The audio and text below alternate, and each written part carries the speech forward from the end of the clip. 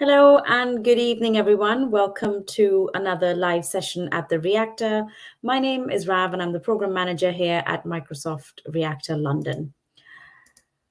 Before we get into the session, please take a moment to read our code of conduct. We're all here to learn, so please be respectful, please be kind, please be friendly.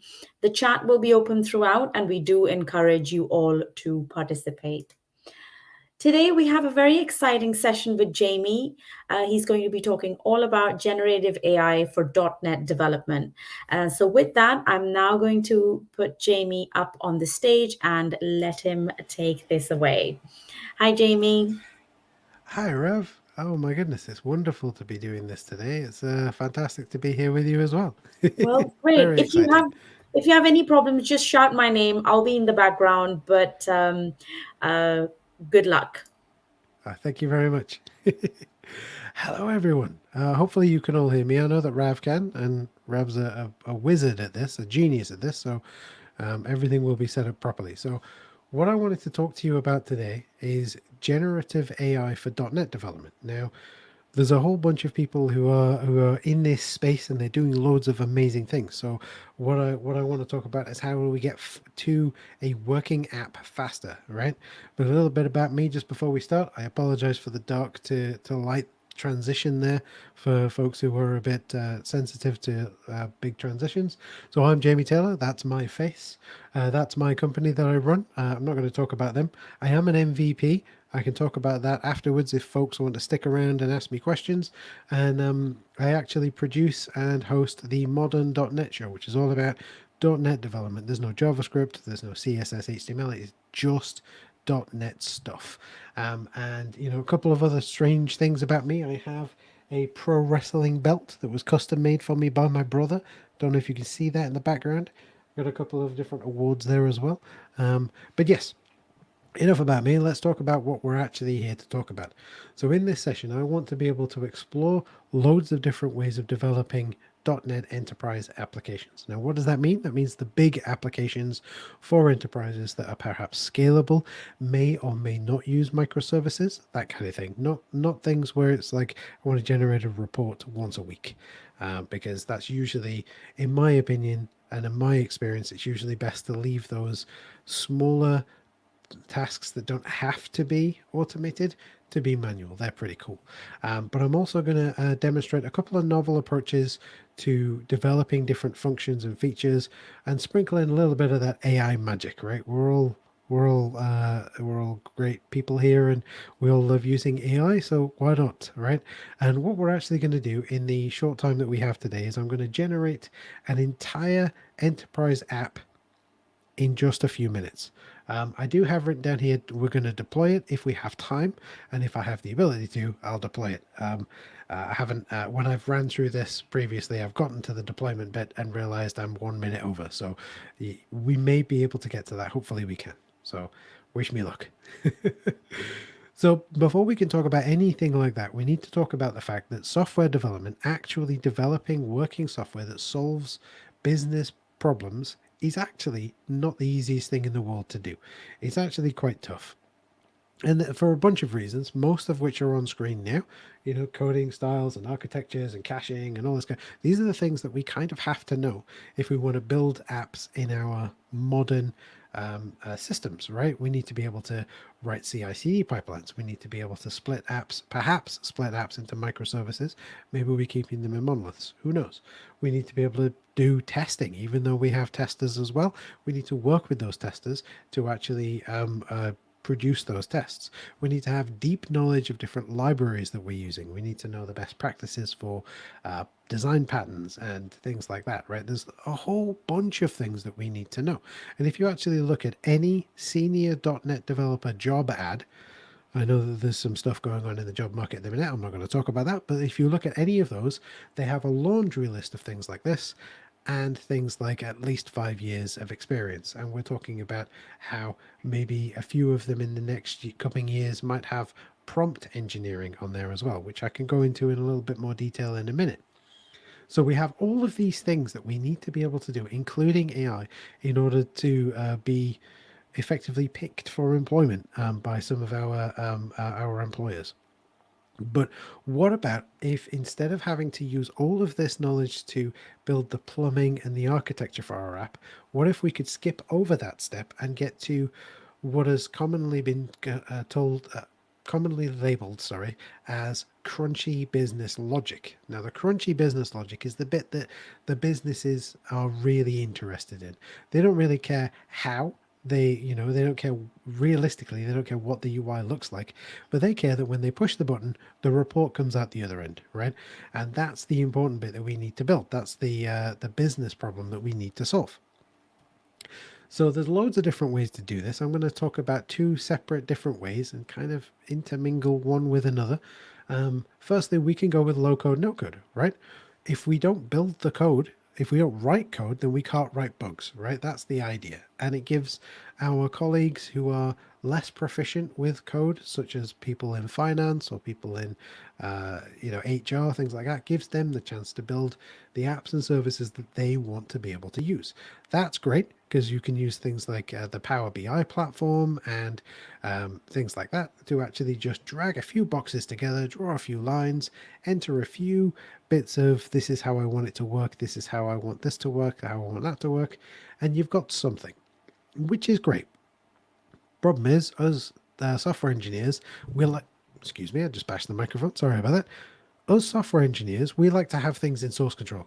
You can't easily put low code, no code solutions into source control and then duplicating them. So let's say you want a separate environment. That's not easy. It's not trivial to do, right? It can be done, but it's not the case of push a button and it just appears somewhere else, right? Then on top of all of that, when you get to a position where your low code, no code solution is complex enough, you might need, maybe a 50-inch screen and to zoom all the way out to be able to see all of the different parts of the process.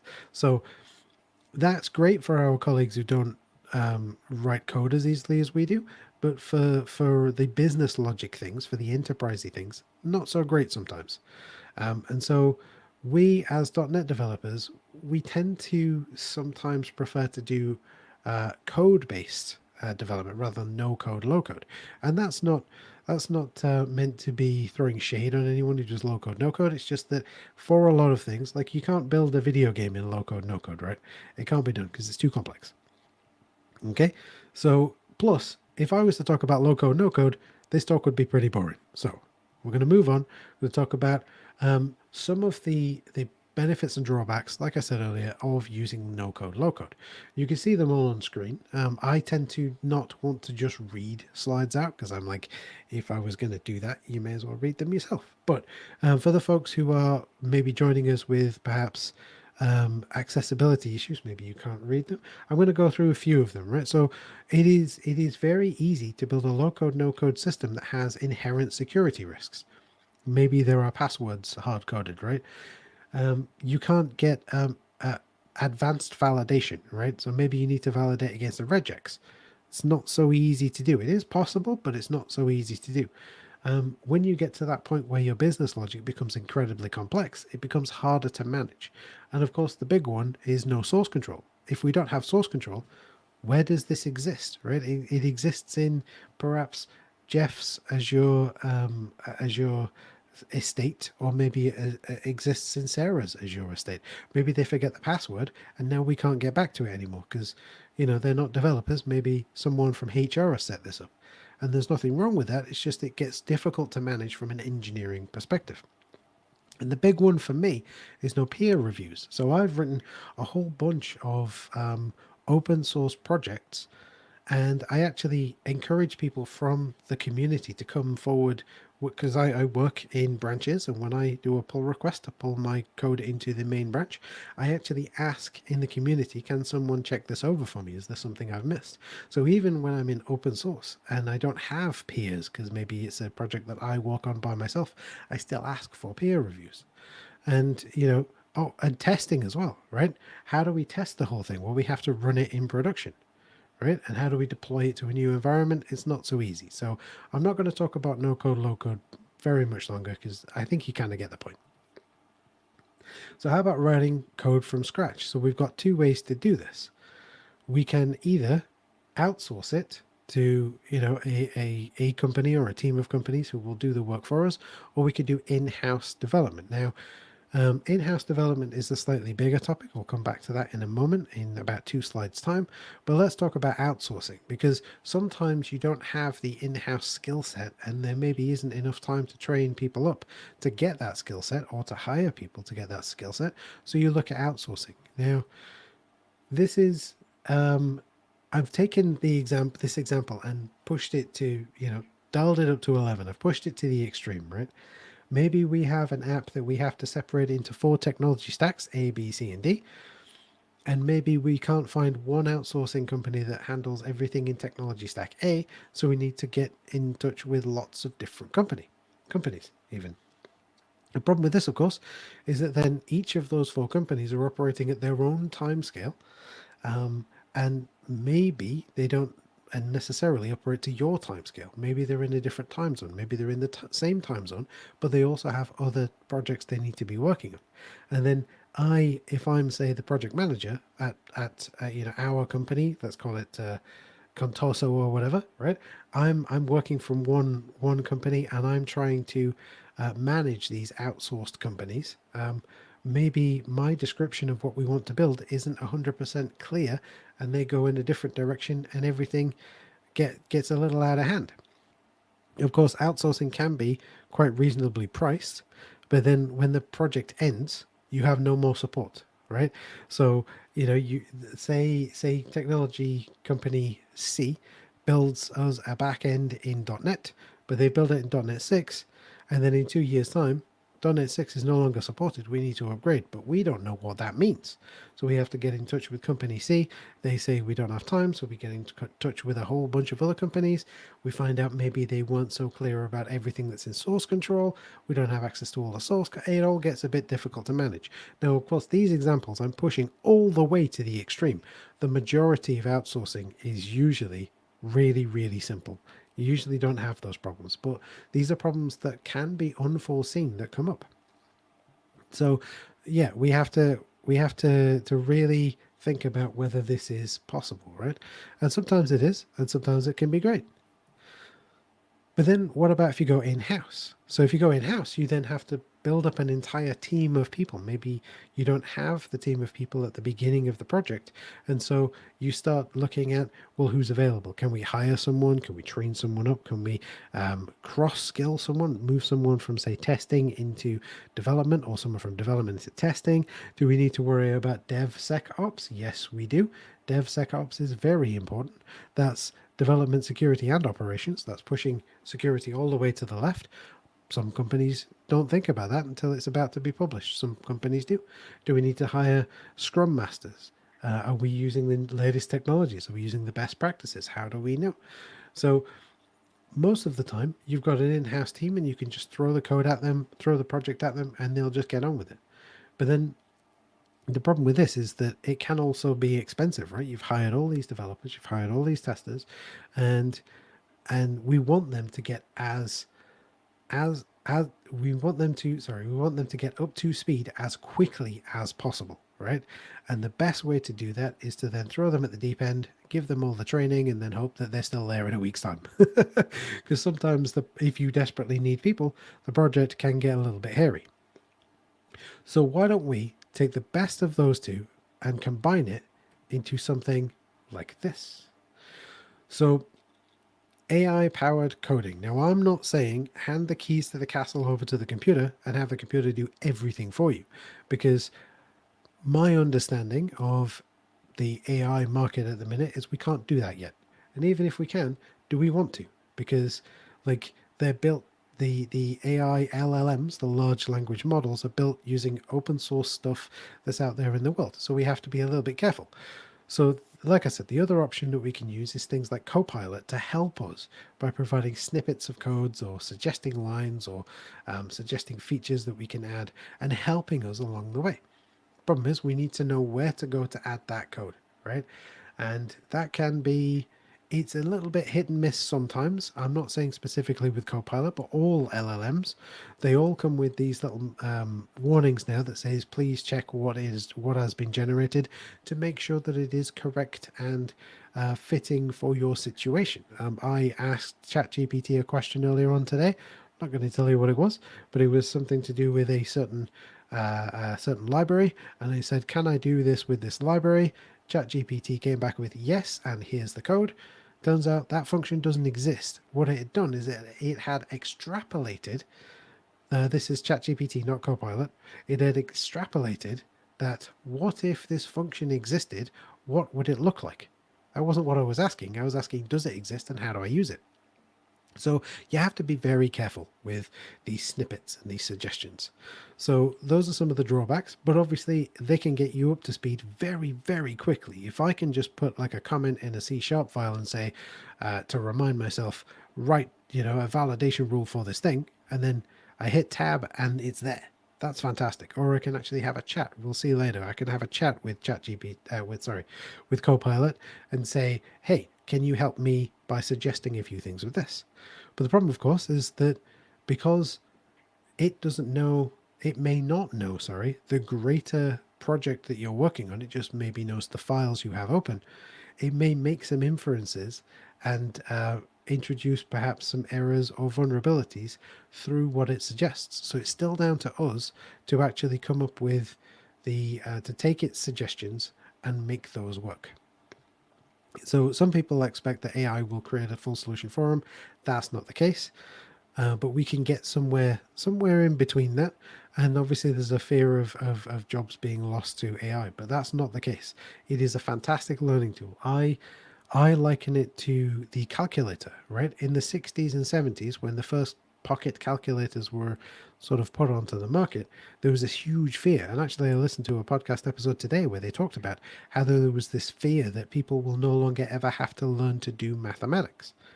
Well, actually, since the 60s, the amount of mathematics that people need to know in their daily lives has actually increased.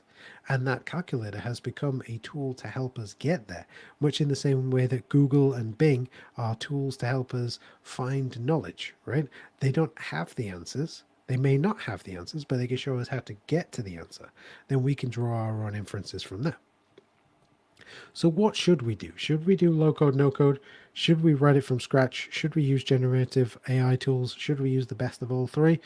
I think that if you're starting on a greenfield application, starting from scratch with a generative AI tool or a suite of generative AI tools is probably the best way to go. But the thing to remember is that none of these things, the low code, no code, and Gen AI, can actually get us to, I am, starting at the front door and I've made it to Nepal or I've made it to Tokyo, right? They can't take us all the way there. They can get us over certain steps, right? They can help us find the airport. They can't get us on the plane, but they can get us to the airport, or they can get us from the airport to the hotel, right? They are the small steps along that journey. So why don't we combine writing the code ourselves from scratch with generative AI to try and get the best of both worlds, right? Try and get a leap into the future, right? And so what I want to show you, we're not going to build this today, but let's just say that we've been given this image by our project manager, business analyst, client, customer, someone, right? And this is an image which represents a usual request in a financial exchange domain. Now, this first step is may not necessarily be a standard request, but we've added it. I've added it so that then we can add something that looks a little bit more like importing data, right? So you may not do this in the real world, but I've added it anyway. So step one, that's this section here. Our customer has some daily financial exchange rates extracted and stored as CSV files, and they're ready to upload them via SFTP. They dump the CSV files onto SFTP, and then at some point we need to take that and expose it via these APIs and dashboards and reports and things like that. In order to get there, we need to build some kind of application that is told when a new file is available. It imports it, validates the data, transforms it to our local representation of that data, and then sends it over to our central application, which has a web API. So we're posting to that web API. It then puts it into the database, so it's persisted. It then caches some stuff so that then when our API client, some internal business user, says, hey, I would like to see this thing, it doesn't have to go back to the database every single time. It can cache it. Yep. So again, this isn't what we're going to do today, but this is an example of something that is a big enough greenfield application that represents maybe what the kinds of things that you may eventually build up as you're building on your greenfield application. So the problem with this is that we want this to be in a single source of truth, right? We want all of this in one place. Maybe we want a mono repo. Maybe if we have a mono repo, we can work with .NET Aspire to actually put it in front of, put it up onto Azure for us and split it into microservices. That is way outside the scope of this talk, but maybe we want it somewhere. We want the code, right? So what if we could maybe define or explain these models, endpoints, and the persistence technology, and then get that source code for both the import agent and the central application. So rather than sitting there and saying, right, okay, Sarah, you go build this bit. I don't know, Michelle, you go build this bit. Rav, I want you to go build that bit. Goran, I want you to go build that bit. And then eventually, when we're at a point where we can merge all this code together, we'll have something, right? Why not start with having the system build the plumbing and the majority of the boilerplate code for us here? And that's one of the two things I'm going to show you today. I'm going to show you a thing called entity services, and then I'm going to talk you through some GitHub Copilot stuff that we can do. So I'm going to have to show you entity services first. So I'll just switch over to my remote desktop. Hopefully, I've just pushed the wrong button there, and hopefully you can all still see. Excellent. So I'm just checking on the chat as well, just to make sure everyone is still being able to see. Fantastic. Okay, so this is entity services. Now, thank you, Rev. Rev just put in the chat that we can see. Right, so this is entity services. This is an app that will allow us to develop our solution really quickly. You'll see very quickly. I've got a solution set up already. So I've got a solution name and some things about the solution here. These fields on the left are all controllable by controls here on the right. So I could edit this and I could say this is going to be, I don't know, maybe I want, oh, okay, fair enough. I think maybe I've left my browser running for a little bit too long, but I can edit that and I can say maybe change it to Reactor demo. But we're not going to mess around with that file today. We're actually going to look at the entities. Now, this is where that generative AI stuff comes in, right? So I'm just going to run that clear command just to make sure we're not got anything in memory. So I can actually go ahead and click add and start typing some stuff in. That's great. It kind of slows things down a little bit, but why don't I, see, you can see I've done this earlier on today, right? So I'm going to send a prompt to this system which says generate entities for an NHS appointment booking system. So for the folks outside of the UK, that's the health service we have in the UK, right? So I'm going to say assume that I'm building an appointment system for some kind of GP surgery or for a doctor's surgery of some kind. Generate the entities required for that. So I'm going to send that off. It's going to think about it for a few seconds, and when it comes back, it will display a number of entities here. Oh, here we go. So it's come up with 3 entities for us: patient, doctor, and appointment. And it's actually gone ahead and thought, well, which properties do we need? We need an ID, a name, date of birth, address, and phone number, right? And so we can go to doctor. The doctor has a name, a speciality, and a phone number as well as an ID. And an appointment has an ID, a patient ID, a doctor ID, so it's already building these navigation properties for us. This one I don't like that it's called date time. Maybe it should be appointment time, so I'm going to change that. Appointment time. Whoops, there's a capital T there. So I can just click that and change some things, right? So I can change the description of it, what type it is, the default value, whether it's a date and a time, or a date only, or a time only, or whether it's got offsets, minimum, maximum values. Is it nullable? Do I need to support a time zone? I'm going to leave all of those things for now. I'm just going to rename it to appointment time, because that reads a little better than date time to me, right? Because otherwise you end up with a property called date time, which is of type date time. And sometimes that can be a little bit confusing. We can see here we've got a reason for the appointment, and that could be nullable. Perhaps the patient didn't give a reason when they created this appointment. Perhaps it's a doctor-patient confidentiality thing. They don't want it writing down in the system. And what we can see here on the left is, and hopefully you can see it, what you can see here is we have some YAML which represents everything on the right hand side of the screen. So we've got a patient, and it's actually highlighted the word patient for me. If we want to pluralize it, it becomes patients. We have a doctor, so it's gone and highlighted doctor. We have all the properties and everything. We have appointment. Now, this is where it becomes really cool. Let's say I'm in the UK and I'm building this, but actually the end client is based somewhere in Spain or in a Spanish speaking country, right?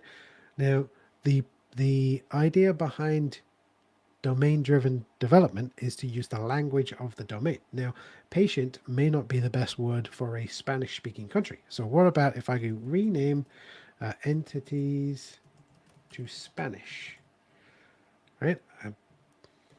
Let's see what happens there. So it's immediately, it hasn't done the names of the properties, because all I said was the entities, but it's gone and renamed. So, and I apologize to all of the Spanish speakers out there, but it has renamed doctor to medico, and it's picked up that the pluralization, whether that's correct Spanish or not, it's decided it should be medicos, right?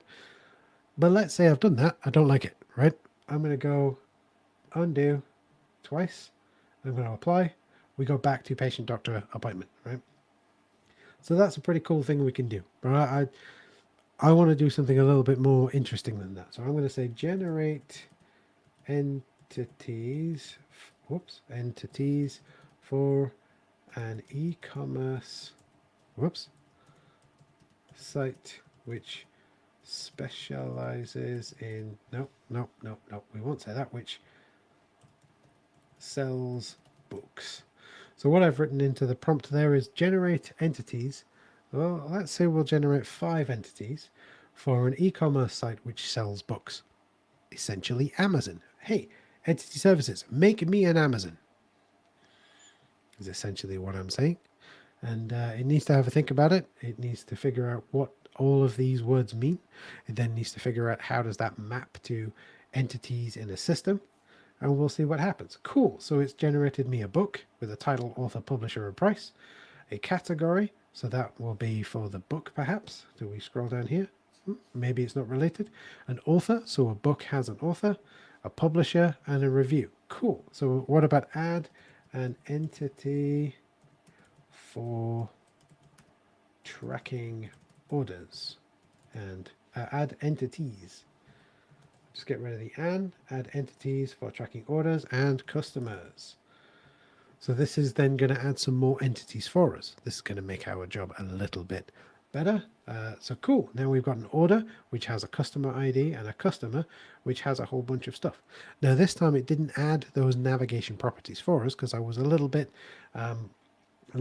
more vague as to what I wanted. But that's pretty cool. So what's great about this, right? Well, first off, this is all plain text. So this YAML file here can go into source control. So I'm going to just copy this and I'm going to go into my Visual Studio Code. And this should put me exactly where I was. Fantastic. So this is a solution config that I created earlier. Now, if you can't see it so well, I'm happy to switch back to light mode, but we'll see what happens. Let's just clear this screen down here. If it will let me, clear screen. Probably. Okay, it's thinking about it. There we go. Right. So this is a similar solution to this solution here, except I've added a few things. I've added the ability to talk to databases and stuff. We don't need to talk about that. We don't need to worry about that, sorry. We just need to be able to go into here. So I'm showing you this anyway, just to show you it's the same stuff. In Entity Services, I can hit download, and it will download the two files for me, the entities and the solution. But we've already got the solution, so I'm going to copy this file here. I'm going to say copy that file. I'm going to go back to Visual Studio, and I'm actually going to delete that, and we'll paste that in there. So we've got this new file which represents all of those entities that we just talked about. So we've got books. If I can collapse this, we've got categories, we've got authors, we've got publishers, we've got reviews, we've got orders, and we've got customers, right? I'll just expand those back out because I like to see them expanded out. Okay, cool. So what do we do with this? So the first thing we need to, so we've got this, right? We're going to submit this to source control later. What's great about this, right? It's outside the scope of this talk, but you could totally take this YAML file and say, I don't want to build it with .NET anymore. I want to build it with Node, and put it through another tool, which then describes how all of your entities and APIs should talk to each other. And you've already got everything laid out. So there you go. You've got that to start with. You've got the entities and how they're all mapped together. But I actually have, if I just go back through here, so we're using entity services. There is a .NET tool called ES Builder. You could do .NET tool install ES-builder to get access to this. And you can do ES Builder build in the same directory as your solution YAML and your entities YAML, and it will go away and do some stuff. Now, the thing to know about this is that Entity Services is a paid product. I've been provided with a license here so I can show you it. I can't speak to what that licensing is, but you can see here it's already started to do some stuff. So it's copied the configuration files to the server. It's processing those files. It's found 7 different entities and an entity group. And then it started to generate a whole bunch of stuff. It's created the domain models. So it's telling me, hey, I've created domain models for 7 things: book, category, author, publisher, review, order, and customer. And then it's creating repositories for them. I'll show you those in a minute. And then it goes ahead and creates a web API endpoint. So it's going to take a little bit longer to do that, but within about 2 minutes, it's gone ahead and created a bunch of code. I will talk you through what the code is doing in a moment, but this is just to show you how quickly you can get started with something like this. So whilst that's doing its thing, I'm just going to pop back here, and I can show you actually. Let's say we got the first name and we want it to be longer than 50 characters, right? I know. Why don't we say we have a minimum length of 1 and it should have a maximum length of 100, right? As soon as I make this change, so on the screen you can see in the background it's on the author. Are we on the author first name? No, we're not. It's in there somewhere. I'll show you in a moment. Right, let's have a look. Let's go customer. So I'll jump down to it. So you can see here the first name of the customer whilst it's building the thing in the background. I'm going to go first name has to have 1 character in it. And it can have up to 100 characters. And we're going to go, is it nullable? No. Okay, cool. Save. You can see here it's automatically added that validation in there for me. Now this doesn't change the stuff that we've already downloaded. Oh gosh, it's fallen over. I wonder why. I know what I'll do. I will try and run it again. I'm not sure why it fell over. Maybe I've given it too many entities. If I have, let's remove some. So let's get rid of a publisher. So remove the publisher entity. Of course, you can click this little cog here, but I want to show off the stuff. So we've got book, author, category. Remove the category. Oh gosh, have you ever noticed when you type in and you're showing something off, is it just me that everyone forgets how to type? So we're going to remove the category entity. Cool. We're going to remove the review entity. Remove the review entity. This is an old trick from all sorts of software development, right? You remove things until it starts working again. I'm only messing, folks. Right, so we've got this back to the point where it's generating stuff. Hopefully it'll work this time, but there we go. I wonder what happened. Oh well. So it's generating these things, it's creating some endpoints. Oh, it fell over again. Oh, this is not good. Let's try again. Okay. So what I've done is I've replaced the contents of the entities.yaml. This will be a very short demo if if this continues to not work, but that's fine. It's fine because we've got some other stuff we can do. That's not a problem. So it's creating some extensions. I wonder, so you, when in my previous testing, when this has happened, it's because one of these, perhaps one of these entities or properties has a name which is reserved. So we've got order date, order number, ID, biography, name, ID, publication date, price, publisher, author, title. So there's nothing in there that immediately looks like it is a reserved keyword in C# and .NET, but we'll find out what happens in a moment. I mean, it could be that you know, the server knows it's being watched and it's getting all nervous. Who knows? Let's have a look. So we finished building the configuration. Oh no! Oh gosh! I'll tell you what we'll do. We'll clear these. Clear all entities. We'll send that, and we'll go back to generating the NHS appointment booking system. I know this one works because I did it earlier on today. So we'll let this do its thing. It just takes a moment. I apologize, everyone. Right, okay, so we've got patient doctor appointment, we've got name, address, phone number, doctor appointment. We're going to leave this one as date time because it worked earlier. Because I mean, yeah, paste that in there, save that. So we've got appointments, we've got doctors, and we've got patients. Let's try this again. Rather embarrassing for me, I do apologize, but there we go. It's all good.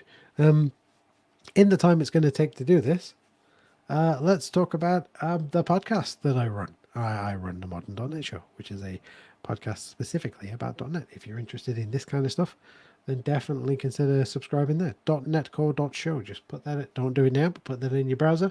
It will take you to the homepage of the podcast. That's why I'm wearing the .NET bot on my head. For those who are listening along, I've got a black beanie hat on with the .NET bot stitched into it in a gold color. So there you go. Okay, so we're creating the web endpoint. Oh, yes, of course. Sorry. Yep, that's what I've not done. Thank you, Goran. I've gone and made a silly mistake.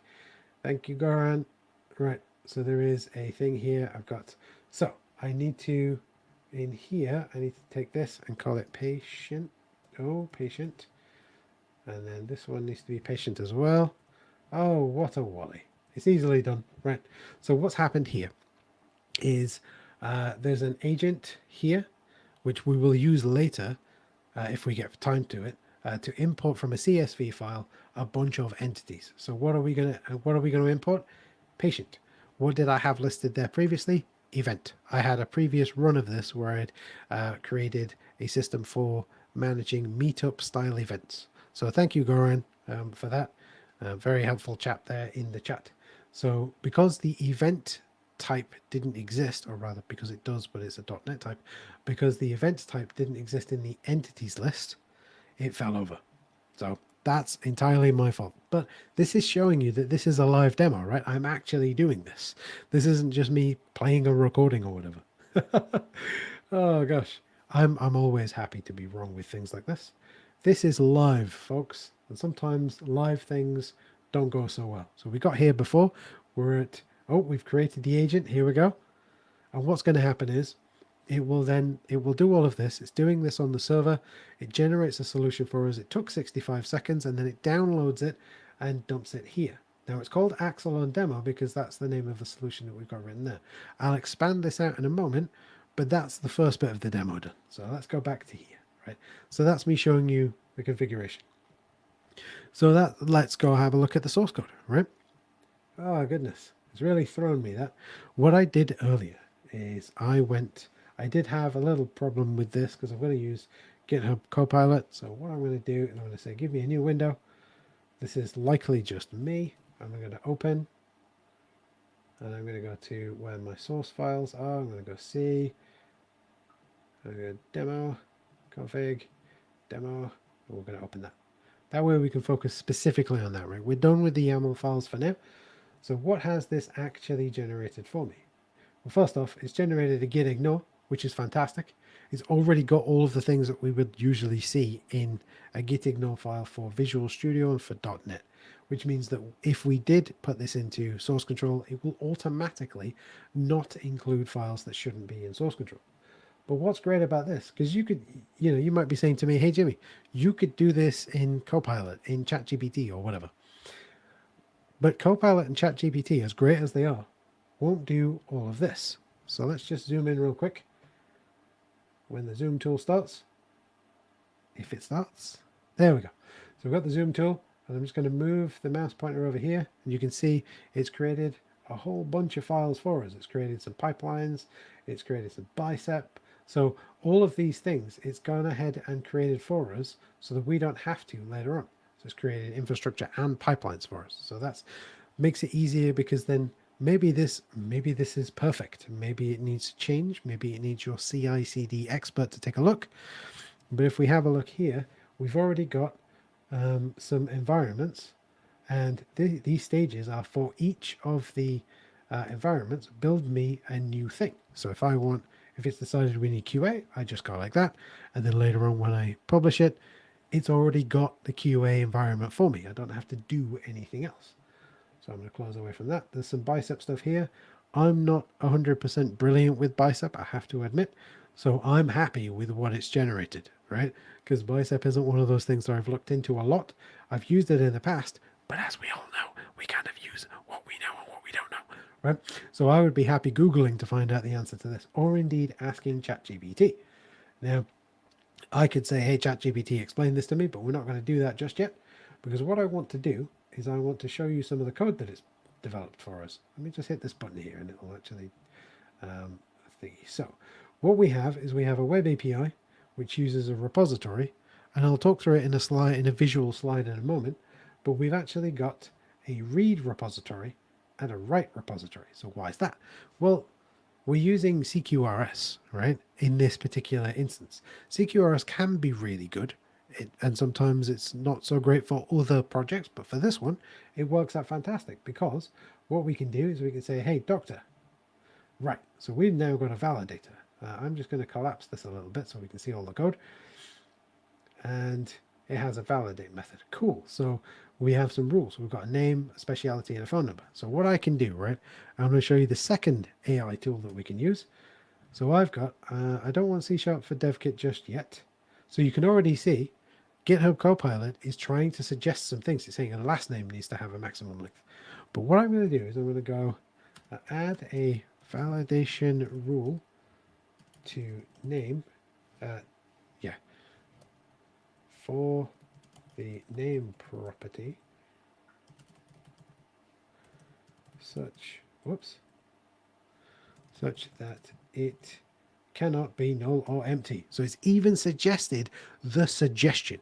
So all I've done there is I've typed in a comment that says add a validation rule for the name property such that it cannot be, and I got to it cannot, and it suggested the rest of the sentence cannot be null or empty. When I push enter, I don't know if you can see it that well because I've got a dark theme on there, but it's suggesting validator.rule for x goes to x.name dot not empty. I hit tab. That's our generative AI throwing some stuff in there. So hey, it's suggesting the same rule again for maximum length, but that's fine. We want to do add a validation rule for, I've put rule. Let's fix these typos. That's the thing, everyone, right? You get people watching you typing, and suddenly you forget how to type. For the, what else have we got? Property, yeah, for the speciality property, such that it cannot be null or empty. Now, I hit return. Hey, guess what? There it is. I just have to hit tab, and it's injected it for me. I can also go to GitHub Copilot and say, explain. Whoops. What? Oh gosh. Explain what this file does, and hit return. It does some thinking about it. It tells you it's looking at the doctor validator. I realize I haven't saved, so let's save it. So it starts actually writing out what this file is doing. Now I'm going to go back with the magnifier here so that we can actually see what's going on, because I don't know what kind of screens you all have. It is actually scrolling as we're doing it. I'm trying to move the mouse pointer very carefully. So we can actually see, if we scroll back up to the beginning of this property, it actually defines, it says, hey, this is a doctor validator class. It's used to validate instances of the doctor class. It has a validate method, which checks that whether the properties of a Docker instance meet specific conditions.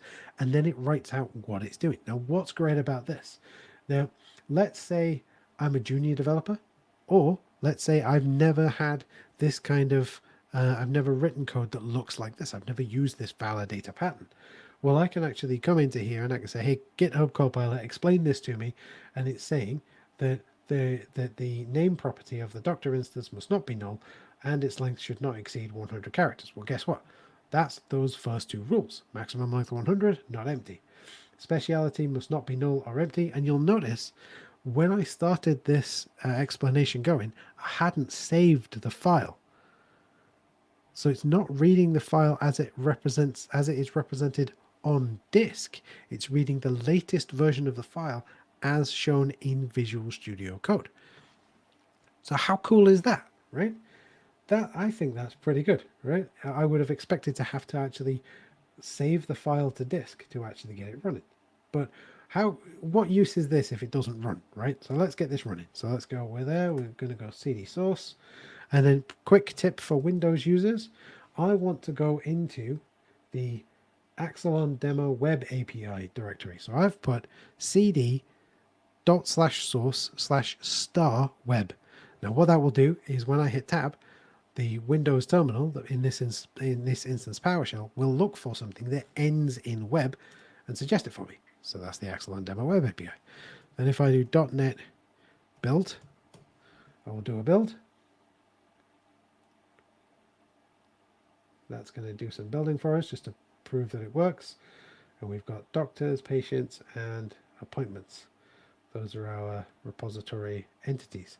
So it's building. You might think this is an awful lot of code, but actually it's not, because it's doing lots of stuff for us. .NET run. So let's run this. It's going to take a moment. It did the build, so it shouldn't have to build again. I fear that it's because I'm on a VM, or maybe because it knows it's being watched. Right, okay, so we're now listening. We're going to go to the HTTPS link just to make sure that we're secure. You're going to go, oh no, Jamie, it can't be loaded. That is because what I've done as a preventative measure, I've actually moved the location of the Swagger documentation over to interactive docs. So if I just zoom in again, you'll see this. I've moved it to /interactive docs. Now the reason for that is purely a little bit of a security thing, right? If you have a known endpoint that's going to show all of your endpoints throughout your system, that makes it really, really, really easy for someone to just go, oh, cool, I've got a delete. I'll just hit that with every ID I ever know and delete everything, right? But what I'm showing you this for is just to show you that this is actually getting and setting stuff from the database. So we haven't put any data in. We're going to get a list of doctors out. There are none. So let's go ahead and create one just real quick, just to show you that it's working. So I'm going to say post. I'm going to try it out to create one. Now I'm going to grab this GUID that I generated earlier just because it's easier than coming up with one, because I can't generate GUIDs off the top of my head. So I'm going to say that's my ID.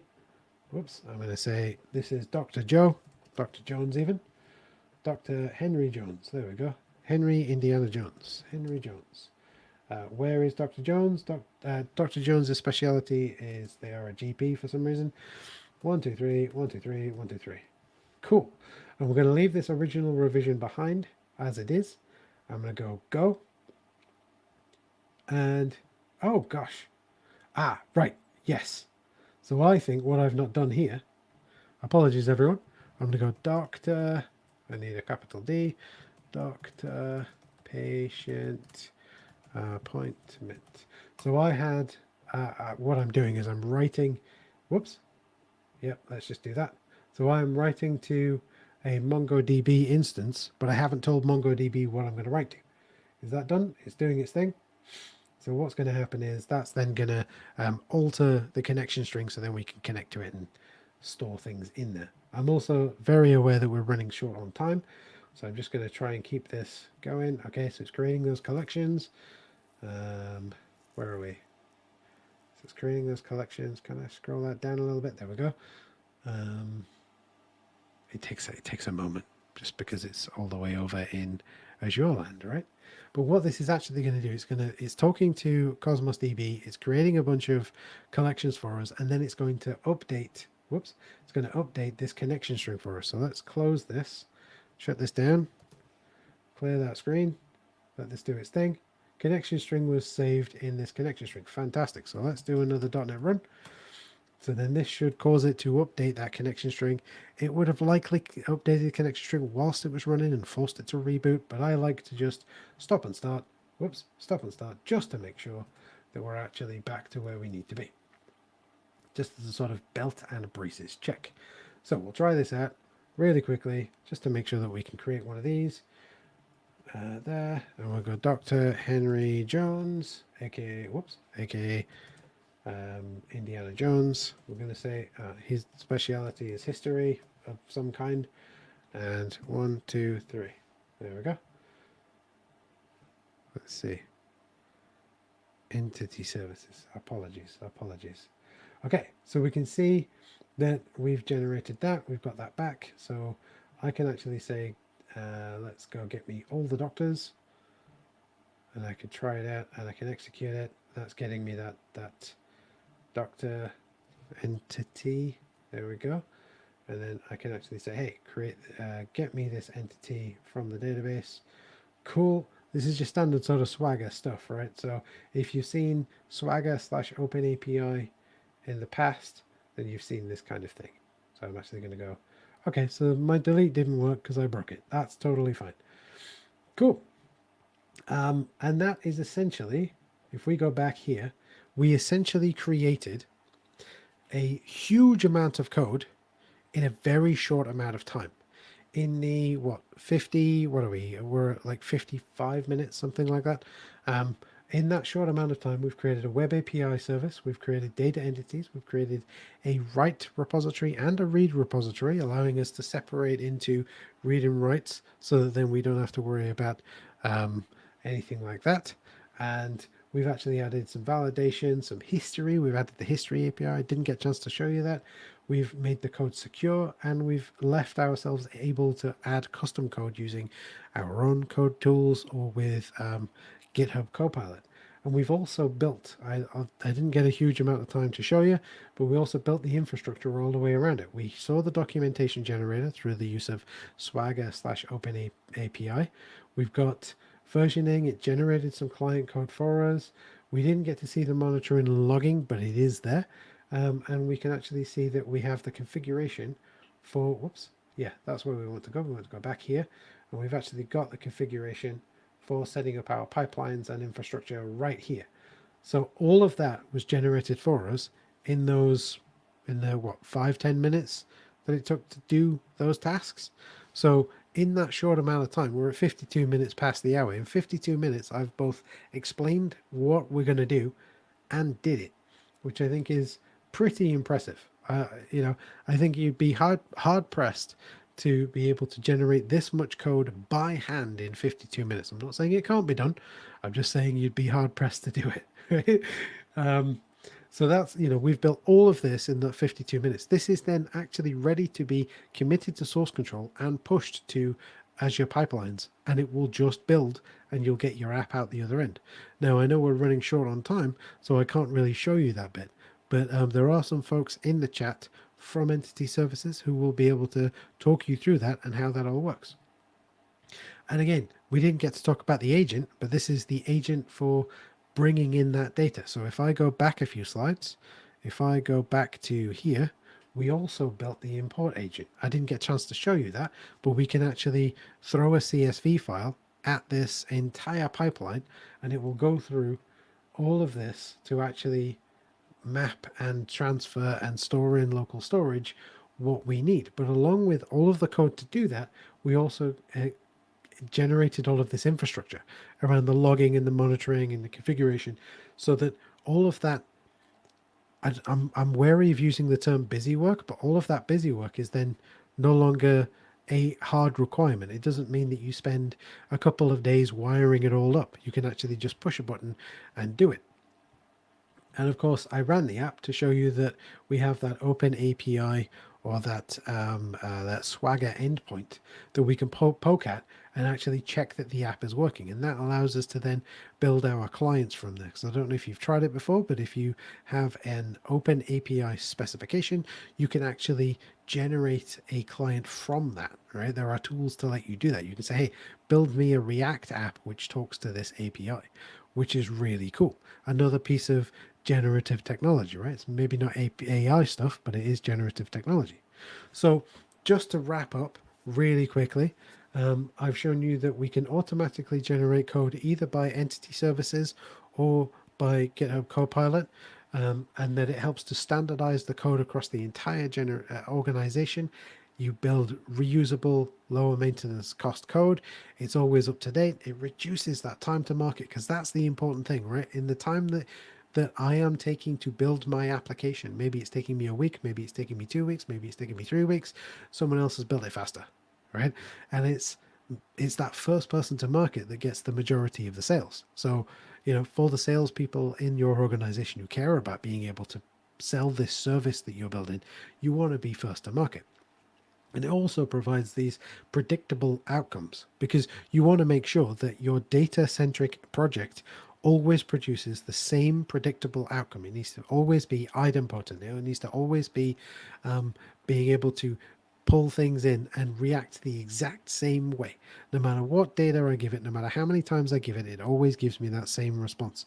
And with all of this code, you didn't get a chance to read through it, but with all of this code, it will do that for you because it's got the read and the write and the validations and all of the infrastructure and the pipelines and all of that stuff. All of that busy work, all of that is taken away, so you don't have to worry about it. You can jump directly into actually doing the work that you need to do. And with that, I just want to say thank you to you all for sticking around because I know I got a few things wrong and slowed it down a lot. I want to say thank you to the Reactor for allowing me to talk about this, and of course thank you for Axelon for allowing me to try out entity services, and of course thank you to Microsoft for GitHub Pilot so I can show them off to you. And with that, I'm going to stop sharing my screen so that then Rav can take over. Thank you. Thank you so much, Jamie. So we had a question in the chat, but I suppose Goran has answered it. It said, did you have to specify that you wanted a web API on the solution configuration file? Ah, yes. So that one, I have only played around with this when building web APIs, unfortunately. But there is in the solution. If I just double check, I want to double check something before I actually um, start telling you things that are not quite right. Let's have a look. I just want to double check endpoints. So yes, at this moment in time, the version that I'm using uses web APIs. But again, you can take that Swagger Open API documentation and generate a client from it, right? So you can say, cool, I've built my API, help me to build an MVC app or a Blazor app or a Angular app or a React Svelte Vue, all that kind of stuff app. So you can take that Open API spec, which is slightly out of the scope of this talk, and actually put that into a tool that will then take that Open API spec and generate you something that is able to talk to that API and knows about the types and things like that, and then it will build TypeScript or JavaScript types for you. So hopefully that answers your question. Okay. There was another question from Renee. Could you link this to internet? I can imagine DCOM standard would be interesting for medical systems.